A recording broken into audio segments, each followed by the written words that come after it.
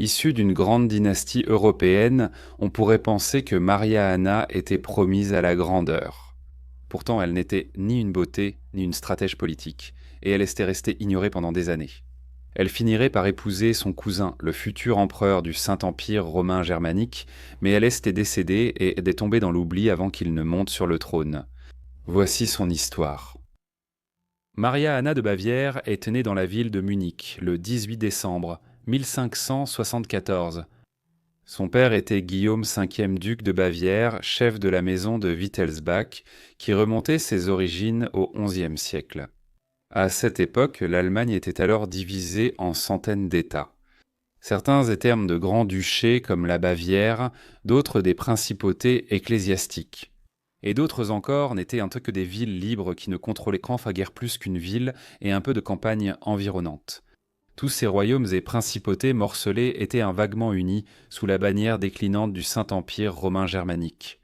Un empire fantôme survivant depuis des siècles, dont le trône revenait presque toujours au chef des Habsbourg d'Autriche. La mère de Maria Anna, Renata de Lorraine, était une noble des frontières de l'Est de la France. Sa famille élargie comprenait les célèbres ducs de Guise, des catholiques intransigeants et militants qui jouèrent un rôle central dans les guerres de religion sanglantes qui ravagèrent le royaume de France. De 1562 à 1598, ce même militantisme catholique intransigeant traversait également la Bavière. En conséquence, c'était l'un des rares bastions allemands à avoir résisté à la réforme protestante depuis son commencement en 1517. C'est dans cet environnement résolument catholique romain que Maria Anna a été élevée à Munich. L'enfance de Maria Anna correspondait aux attentes pour une jeune fille de haute naissance de son temps. Elle a appris la couture, la musique et d'autres loisirs raffinés de la cour. Comme beaucoup de filles nobles, elle aurait également appris à lire et à écrire. Le latin, la langue sacrée de la messe catholique, est la langue utilisée par les érudits et les personnes instruites à travers l'Europe. Maria Anna a atteint sa majorité au milieu du scandale et du chaos à la cour des Wittelsbach.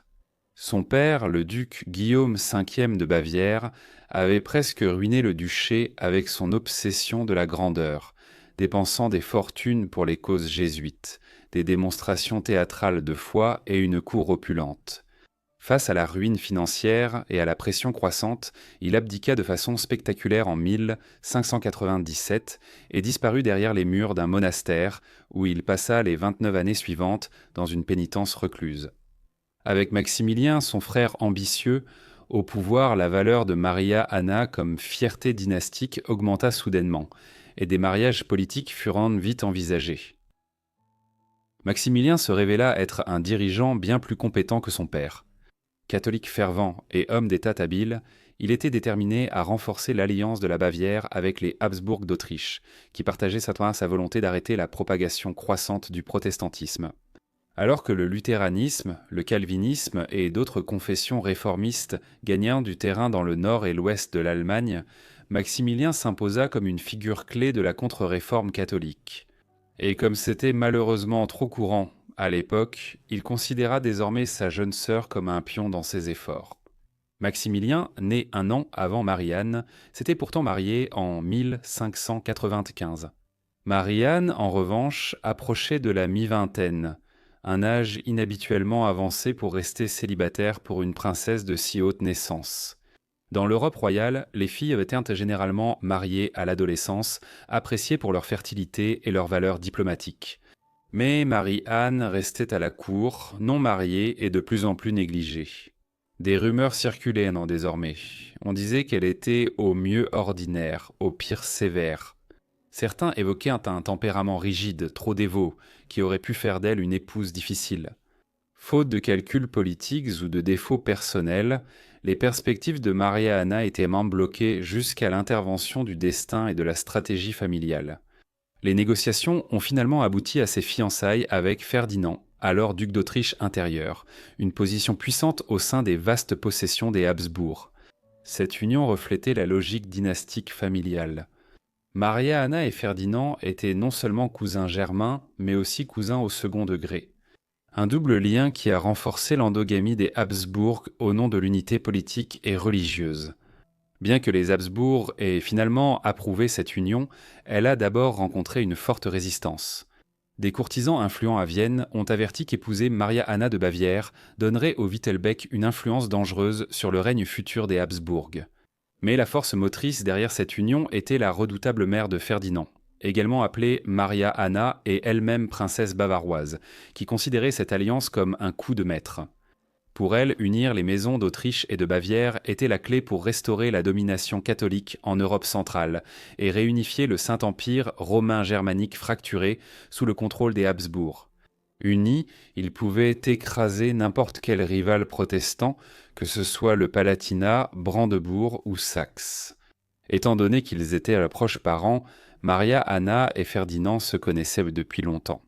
Jeune, Ferdinand rendait fréquemment visite à la cour ducale de Munich, où il s'est familiarisé avec sa cousine. Bien qu'ils soient de la même famille, qu'ils aient des intérêts similaires et qu'ils soient tous deux des catholiques romains fervents, leur union a tout de même suscité des interrogations. Eh bien, Maria Anna avait 3 ans et demi de plus que Ferdinand, ce qui était presque inédit à l'époque. Ferdinand avait promis à Maximilien d'épouser Maria Anna peu après que Maximilien devienne duc de Bavière. Pourtant, il faudrait 3 ans pour que cela soit finalisé, car Ferdinand fut distrait par la dernière des guerres frontalières de l'Autriche contre les Turcs ottomans dans les Balkans. À l'approche de leur mariage, des rumeurs sur la santé de Maria Anna commencèrent à enfler. Maintenant, dans la vingtaine avancée, elle paraissait pâle, renfermée et peut-être souffrante. Certains se demandaient même si elle pourrait avoir des enfants, un risque dangereux pour une femme censée donner des héritiers. Des rumeurs d'un mal mystérieux lui collaient à la peau, comme un parfum à la cour, bien que personne n'osât le nommer. Ceux de la cour commencèrent alors à s'inquiéter. Cette princesse fragile et consanguine pourrait-elle vraiment assurer l'avenir de la dynastie des Habsbourg ?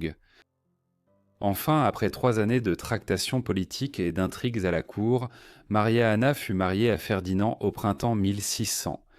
Le mariage eut lieu à Graz, le bastion provincial de Ferdinand. Elle avait 25 ans, presque vieille fille selon les critères royaux, et lui, 21 ans, dirigeait déjà l'Autriche intérieure avec une grande ambition.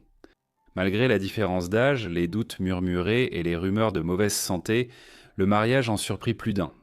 Ce n'était pas seulement une alliance politique froide, cela allait s'avérer, du moins en apparence, une union remarquablement harmonieuse. Maria Anna avait peu d'intérêt à s'immiscer dans les affaires politiques, et se consacrait uniquement à élever sa famille et à favoriser l'ascension de son mari. Au cœur de la politique complexe des Habsbourg et du vaste champ religieux de l'Europe centrale de l'époque. Il deviendrait aussi clair que les doutes sur la capacité de Maria Anna à avoir des enfants étaient en partie infondés. 7 enfants sont nés en l'espace de 13 ans. Une fille appelée Christine est née la première en mai 1600, puis un garçon nommé Charles, exactement 2 ans plus tard.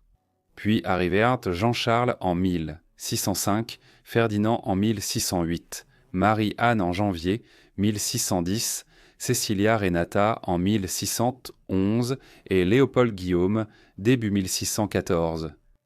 Mais malgré le fait d'avoir enfin des héritiers, la fortune du jeune couple était sombre au début. Leurs 2 premiers enfants, Christine et Charles, sont morts quelques heures ou jours après leur naissance. Bercés brièvement par l'espoir, puis enterrés dans le silence, leurs vices minuscules marquèrent un début bouleversant pour Maria Anna, dans son rôle de mère d'une dynastie désespérée de survivre. Jean-Charles mourrait également juste après son 14e anniversaire, mais les 4 autres enfants vivraient relativement longtemps selon les standards de l'époque. Ferdinand et Maria Anna la jeune suivraient tous deux la pratique déplaisante de la consanguinité parmi les familles royales d'Europe en contractant des unions oncle-nièce, tandis que Cecilia épousa un membre de la famille royale polonaise. Bien que les archives historiques offrent peu d'informations sur le fonctionnement interne de leur mariage, on pense que l'union de Maria Anna et Ferdinand était relativement stable, guidée plus par le devoir que l'affection. Tous deux étaient ultra-catholiques, d'une piété rigide et idéologiquement alignée. Sur le plan émotionnel, leur union n'était pas un mariage d'amour. Ils n'ont laissé ni lettre d'amour, ni note tendre, ni murmure, juste le silence. Malheureusement, Maria Anna a hérité des traits déformés bien connus de sa lignée consanguine. Mais malgré cela, Ferdinand, dans un cas rare pour un souverain Habsbourg, n'a pris aucune maîtresse. Conservateur profondément pieux et presque puritain, il est soit resté fidèlement engagé, soit a été si discret que l'histoire ne l'a jamais surpris dans le péché.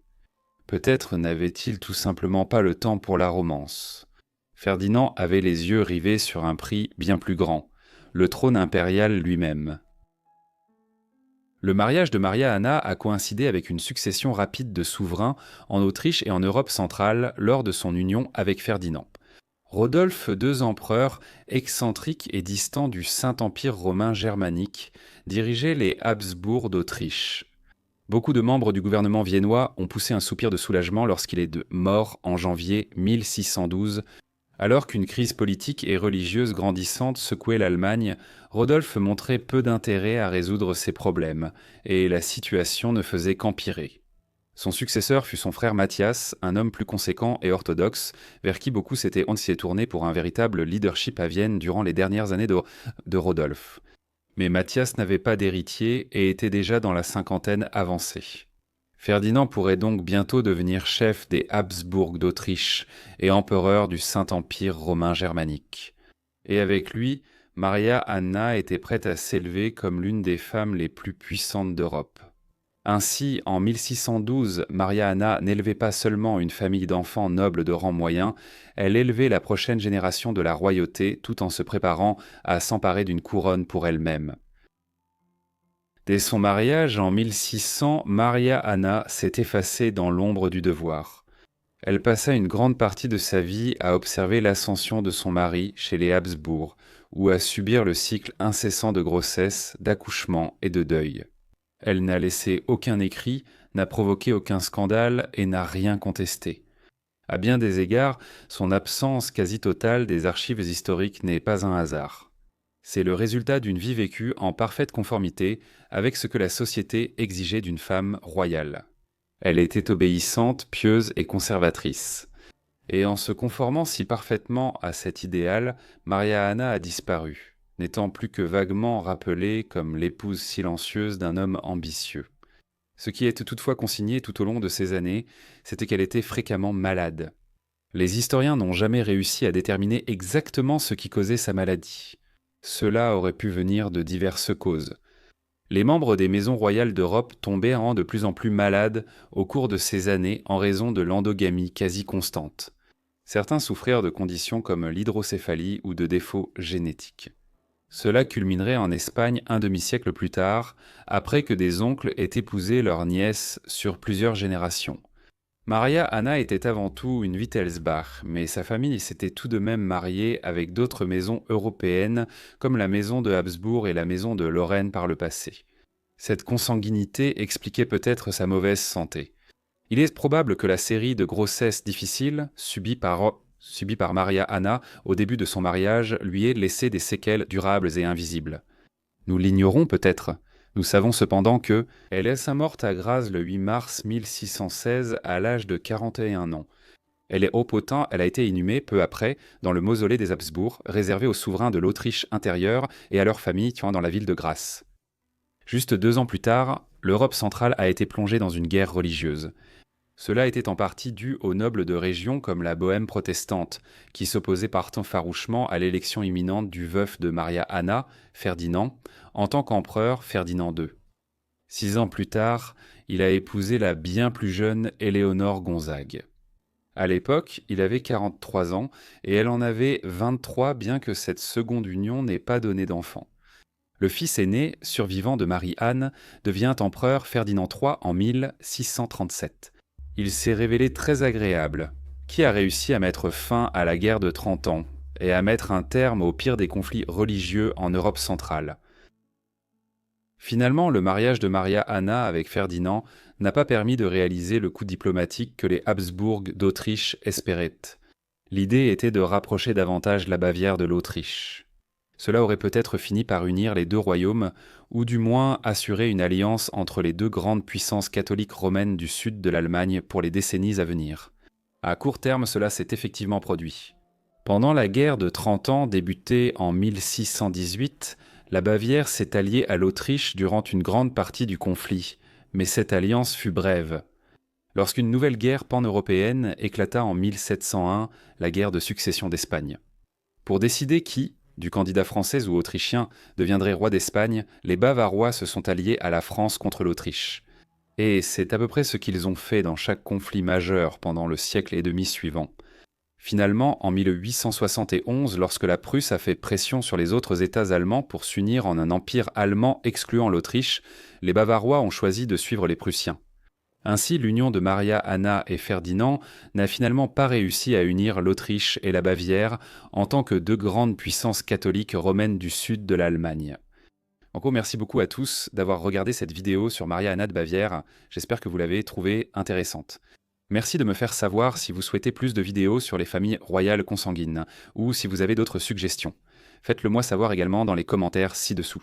J'espère que vous êtes abonnés et que vous avez activé les notifications pour recevoir toutes mes vidéos dès que je les publie. Bref, c'est tout pour moi, donc je vous retrouve tous dans le prochain épisode de Vies oubliées. Merci.